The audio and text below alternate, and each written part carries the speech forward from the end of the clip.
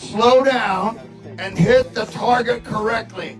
At no time have I told you to shoot the gun fast. And you might have to use it tonight to save your life. Hey guys, Clint here with American Patriot Defense. I want to start this video by saying everything that individual's done, Clint Smith has done for the gun community. I'm not discrediting any of that. What I am saying is, I'm not sure when the last time he took a class or when he keeps up with training or something like that. I'm sure he's very proficient in his level of training, but the information that is portrayed sometimes can be misrepresented or misconstrued based on data. And we have a lot of data these days. And this is what I'm saying, as an instructor, we can become irrelevant in teaching, because I don't know if you guys seen the prices of his school or schools similar to that.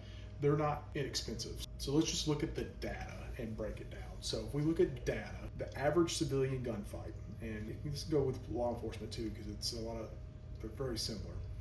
They're 3 to 7 yards, all right? Most common distance is 3 yards, about 10 feet or less, 2 to 5 seconds, and there's typically 2 to 4 shots fired in that engagement. Reloads are extremely rare, typically in a low light situation and a very close range situation. So, and fast is fast. I had a mentor of mine once tell me, if you practice at dying, you'll get very good at it. So what can we do when we're talking about this kind of stuff? Instead of using slow, let's use the word careful, because we can be more, and careful is not implying slow or speed or anything like that. It's implying that we're being accountable for our shots and the reason we're doing that is we're going to, based on the distance and size of target, is how we're going to choose accountability. So what does that mean?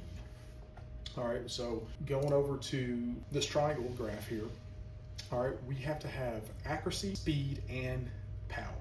All three of those are going to matter when it comes to the gunfight.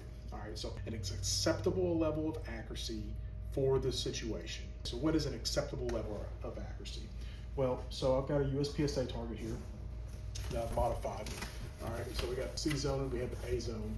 All right, so we have nipple and approximately an 8-inch circle. What I would consider an acceptable level of accuracy in the upper thoracic area to stop the gun, to stop the assailant. So why?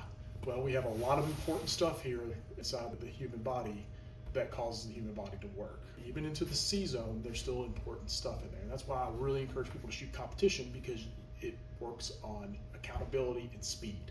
All right, so nipple, 8-inch circle is an acceptable level of accuracy in any distance. So if I can hit this area at 25 yards, it's great. If I can hit it at 3 yards, great.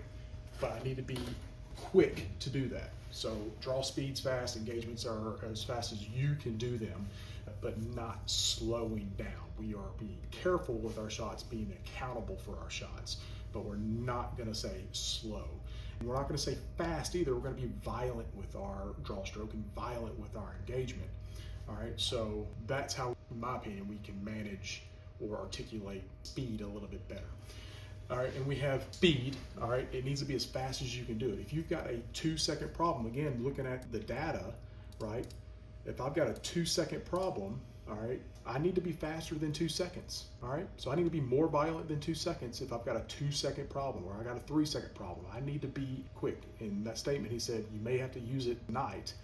100% correct. You may have to use that skill tonight, and you don't need to be thinking slow in your mind. You need to be thinking violent in your mind. Getting the gun out as quick as you can and putting effective rounds on target, not perfect rounds on target. All right. This brings me to the whole debacle of ammunition, right? So let's talk about some ballistics, and this is just data. We can argue 45, 380 auto, 40, 9mm. All right, so based on the data, they're all really similar to each other when it comes to velocities and energies. The 380 auto is the lower one on the totem pole. It is the weakest of them, but they're all relatively similar, especially when you get into the 40s, 45, and 9mm. They're all within 50 pounds of kinetic energy of each other and within 100 to 200 feet per second, plus or minus, right? So that is the power factor in this. So you have to have a fast enough shot, an accurate enough shot, and a powerful enough cartridge to do the deed. All right, that's it. That's all you have to have, and the skill, obviously, right? So we get really tied up on with caliber selection, we get really tied up on nice pretty holes in the paper, but what really matters is good enough. That's what matters, good enough. And if you're not training, all right, you're only shooting bullseye, and you're only shooting small dots, and you're not actually out there training and shooting for speed and coming out, using a shot timer, coming out of the holster as quick as you can and being as violent as you can and putting effective rounds on the target, not perfect rounds, but effective rounds on the target, you're doing yourself a disservice. And if you're going to schools that really focus on accuracy and not that speed factor, you're doing yourself a disservice as well. Because again, if you practice dying, you'll get really good at it. If you practice doing things slow, you'll get really good at being slow.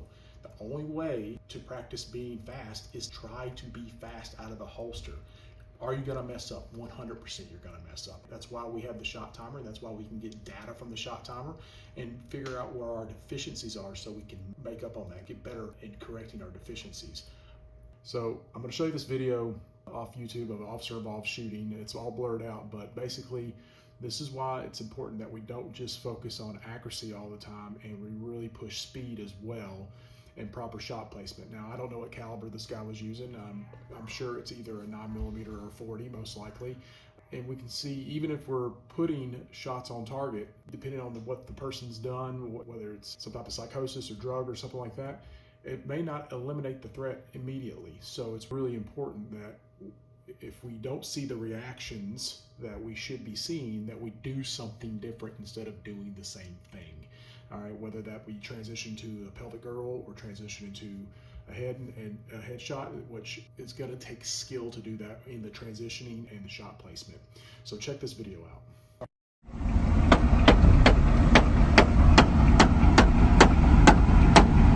So I showed you that video to basically show that we have to have all that stuff together, but at the same time, we can't practice being slow. We have to be quick. Do you think that officer really had him? He obviously did the best he could with his training and his ability, but how fast was that engagement? It was extremely quick, right? And unfortunately it happened. But I say all that to say this: that's how we can become irrelevant as instructors. We start teaching things that we're comfortable with, and then we don't ever do things that we're uncomfortable with and get better at so we can teach those. And that's what we need to be as instructors. We need to do the uncomfortable thing, get good at the uncomfortable thing. That way we can bring that back to the students. But anyways, sorry, it's a longer video, a little bit longer than I wanted. It'll be out on YouTube. I'll put a clip on Instagram, but we'll see you on the range.